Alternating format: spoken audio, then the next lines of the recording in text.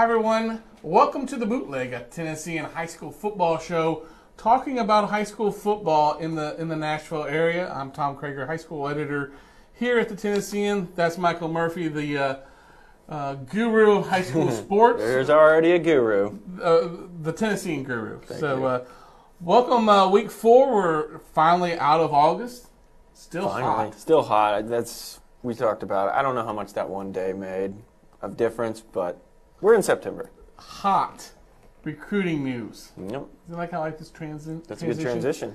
Kane Patterson, a week ago, we're talking about Kane Patterson decommitting from Ohio State. Where is he going to go? I think we both said Clemson. I think we called it. I think a lot of other people did, though, too. I think he left some breadcrumbs for us all to see on his Twitter page. So, committed today, Clemson Tiger. He goes from Ohio State to Clemson. Why is he now going to be a Clemson Tiger? I think you talked about it last week. I think it's that family atmosphere.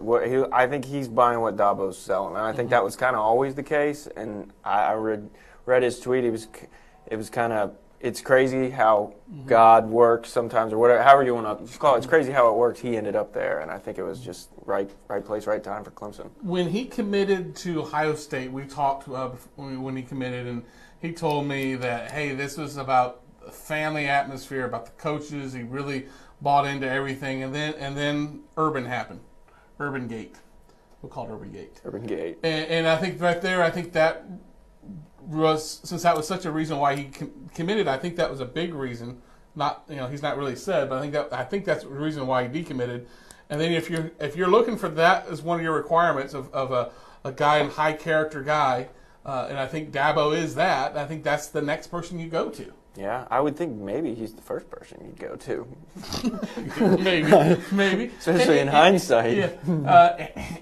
Good question. Good comment there. But also, I think there is some Tennessee connections there. You've got Amari Rogers, the receiver out of Knox Catholic. You got T. Higgins. And then the get-back coach, Adam Smotherman, the strength coach there. He's from Smyrna High School, played at Vanderbilt. So there are Tennessee connections at Clemson, and it's still from a logistics standpoint kind of close, so family can go visit. But I think it's the Dabo effect probably had to do with that. But congrats to Kane Patterson. Yep.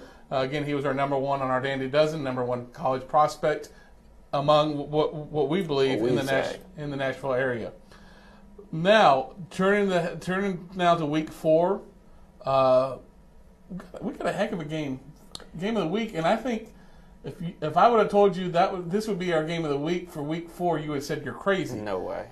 Page at 3-0 at Ravenwood, 3-0, both unbeatens, and I think we thought Ravenwood would be undefeated. I don't think we both thought Ravenwood would be the way they were undefeated.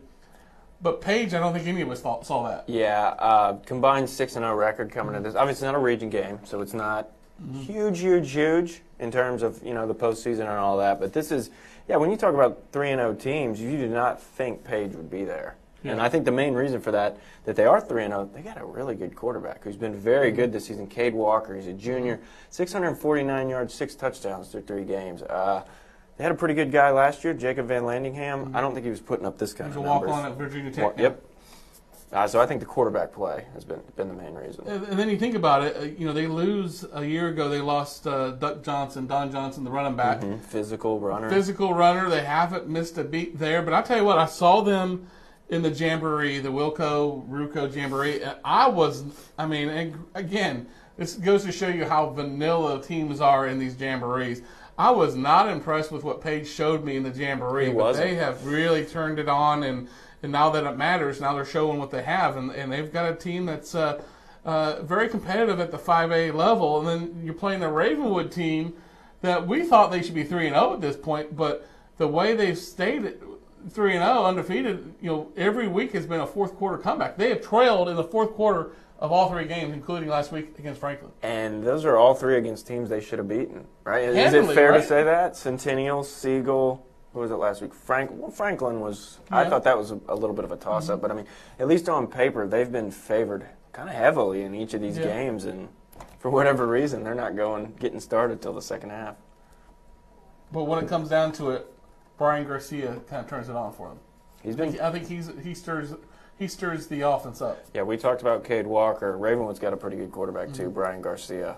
Both of them are just juniors, so they got another year after that. But I think that's going to be the position to watch on Friday. Another big game, a game I know you love, the Bishop's Cup. Father Ryan at Pope John Paul met twice last year, and I guess the actual Bishop's Cup game, JP2 won, and then Father Ryan returned the favor in the playoffs when I guess it mattered the most as far as postseason play. Yeah, it's been pretty competitive the last couple of years. Ryan, I think they own a 10-3 advantage all time, and that counts the playoff game they played last year. So, but Justin Geisinger's got a 2-1 advantage over Brian Rector through 2 years of this rivalry.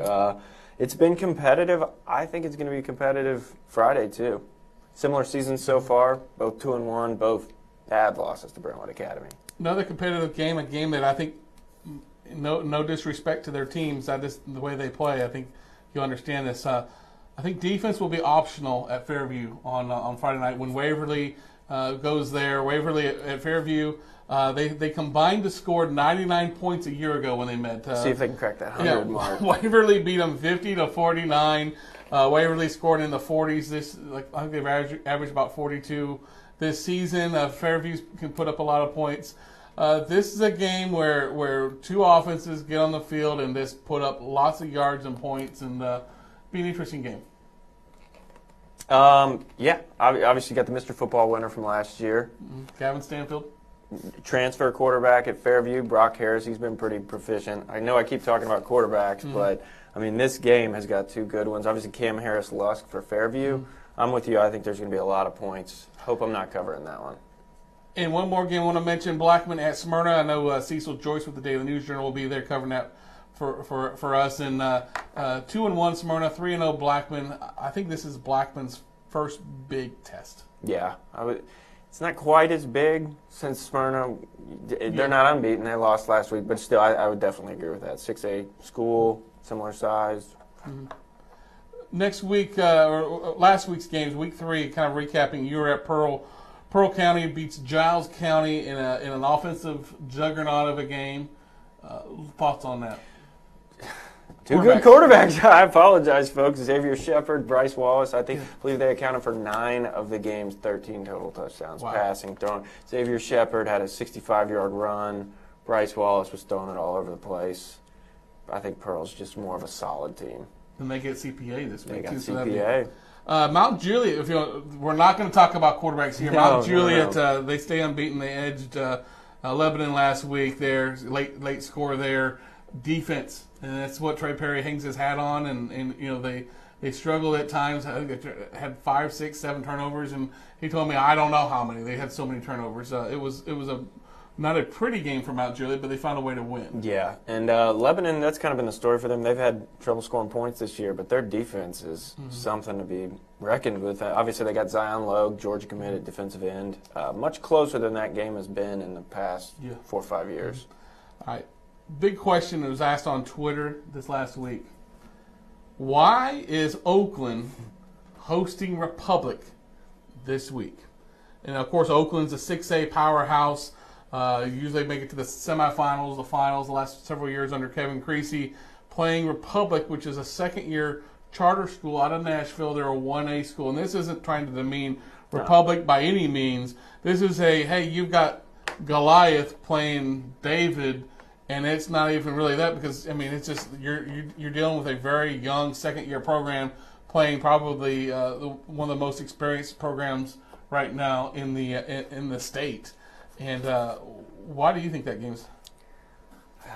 Scheduling. Nobody wants to play Oakland, but I think 4 and 5A schools don't want to play Oakland. Now you've got a 1A school, so hats off to Republic. Yeah, I think what it came down to is Kevin Creasy couldn't find the schedule. He had an opening he couldn't find game for, and I think there's a few schools I don't think that he wants to play here in Nashville that might be private schools. Could be. A lot of public schools are that way, but I don't think they really want to play those schools. So they left those schools out of the thing for regular season games. I know they scrimmage them in the regular season or in the preseason. And then you got Republic, who's a first-year program, needing a schedule. A couple of weeks away from their first win in school history. Yes, yeah. I mean, a couple weeks ago they won their first game, but now they'll play Republic. It'll be an interesting game as far as how long will Kevin play his starters, if they'll play them as well. Obviously, they're playing with a heavy heart this week. They had a former player get shot and killed this week, and another player that's been in the hospital who was also hit with a bullet in that. So thoughts and prayers with the Oakland family this week. Been a tough week for them. Question we had on Twitter, didn't get a chance to answer this last week. What is our impression on Clarksville Northeast? They're 3-0. Beat Kenwood last week, 36-7. Thoughts? Obviously played two teams from Kentucky. They're 3-0. That's good. I don't know. They're kind of one of those teams that's hard to get a read on them early in the season. Obviously, they got a lot of talent. Quarterback Heath Williams, running back Fred Orr, transfer from Rossview. We'll see. They play Rossview Friday. I think that'll be a good measuring stick for them. I think looking at their schedule, they shouldn't have much issues until you get to October 19th. I think that's the date everyone circled. They host, I believe, Henry County that week. Mm-hmm. That's really for that region title, I would assume. So that's the first really huge test for them. I know they're in our Super 25 poll as well. So that's the big test. And then the following week they wrap up the regular season with East Nashville. And we talked about East Nashville last week. They're an up and comer. Really think that Henry County game is where we're going to see how good they really are. I mean, you got their schedule. I mean, there's really nothing that really jumps out as far as, hey, this is a huge test for this team until you get to there. I don't think. September 28th, Clarksville, they're 3-0 right now. So, Mm-hmm. I mean, things could change, but right now I think that's your next big match. And I'm just going to throw this out there. I kid George Robinson, our Clarksville writer, a lot. This is a year, all right, for Montgomery County, who's going to get past? Who's going to make a playoff run? A lot of times we see it where they're eliminated in the first round or they get eliminated in the first two rounds. The bigger question is this Northeast team good enough to get to the quarterfinals? Because that's when we really start thinking about playoffs, is quarterfinals. Yeah, I think they're the best chance, I would think, from anyone in that county. I don't know. That's my answer, folks. I'm not afraid to say it. I don't know. I think we'll learn in the coming weeks.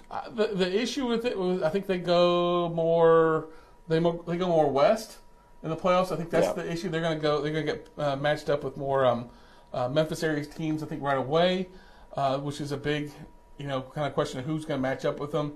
Lost to Southwind last year in round one, so you are correct. They do head west. And they didn't have a couple of receivers. A couple of their key players were suspended for that game. So they were heavily favored, I think, in that Southwind game. Yeah. Folks, I forgot to mention obviously we go live, but this is being aired on a tape delay due to some scheduling issues there. But if you send me any questions, send them to me on Twitter at Kreager. I'll be watching this again with you guys at 7:00 tonight when we launch the show, and I'll be glad to answer any questions on my Twitter account.